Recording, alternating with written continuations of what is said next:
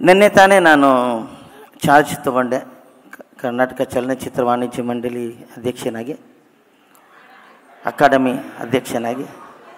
ವಾಣಿಜ್ಯ ಮಂಡಳಿ ಇಲ್ಲೇ ಇದ್ದಾರೆ, ಸಾರಿ ಸರ್, ಅದು ವಾಣಿಜ್ಯ ಮಂಡಳಿ ಒಂದೇ ಗೊತ್ತಿರೋದು ನಮಗೆ. ಅಕಾಡೆಮಿ ಏನು ಅಂತ ನಿನ್ನೆ ನೋಡಿದಾಗಲೇ ಗೊತ್ತದು, ಇಷ್ಟು ದೊಡ್ಡ ಬಿಲ್ಡಿಂಗ್ ಇದೆ ಅಂತ. ಪರ ಇಲ್ವಾ? ಗಾಬರಿಯಾಗಿ ಬೇವ್ತೋಗ್ಬಿಟ್ರು ಅವರು.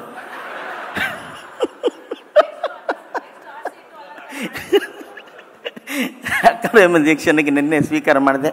ನಿನ್ನದು ಒಂದು ಅಳಿಲು ಸೇವೆ ಇರಲಿ ಅಂತ ನನ್ನ ಗುರುತಿಸಿ ನಮ್ಮ ಸಾಹೇಬರು ಈ ನಮ್ಮ ಚಿತ್ರರಂಗದ ಕೆಲಸಕ್ಕೆ ಬಿಟ್ಟಿದ್ದಾರೆ. ತಾಯಿ ಸೆರಗನ್ನ ಮಗು ಹೇಗೆ ಹಿಂದೆ ಹಿಡ್ಕೊಂಡು ಓಡಾಡ್ತಿರುತ್ತೋ ಆ ಥರ ನಮ್ಮ ಮುಖ್ಯಮಂತ್ರಿಗಳ ಹಾಗೂ ಶಿವಕುಮಾರ್ ಸಾಹೇಬರ ಶರ್ಟ್ನ ಹಿಡ್ಕೊಂಡು, ಅಂದರೆ ಹಿಂದೆ ಮಗು ಥರ ಹಿಡ್ಕೊಂಡು ನಮ್ಮ ಕುಂದುಕೊರತೆಗಳನ್ನ, ಚಿತ್ರರಂಗಕ್ಕೆ ಆಗಬೇಕಾದಂಥ ಎಲ್ಲ ಕೆಲಸಗಳನ್ನ ನನಗೆ ಸಿಕ್ಕಿರುವಂಥ ಅವಧಿಯಲ್ಲಿ ಆದಷ್ಟು ನಾನು ಮಾಡೋದಕ್ಕೆ ಪ್ರಯತ್ನ ಪಡ್ತೀನಿ. ವೇದಿಕೆಯಲ್ಲಿರುವ ಎಲ್ಲ ಗಣ್ಯರಿಗೆ ವಂದಿಸುತ್ತಾ ನನ್ನ ಈ ಪುಟ್ಟ ಭಾಷಣವನ್ನು ಮುಗಿಸ್ತಾ ಇದ್ದೀನಿ. ನಮಸ್ಕಾರ.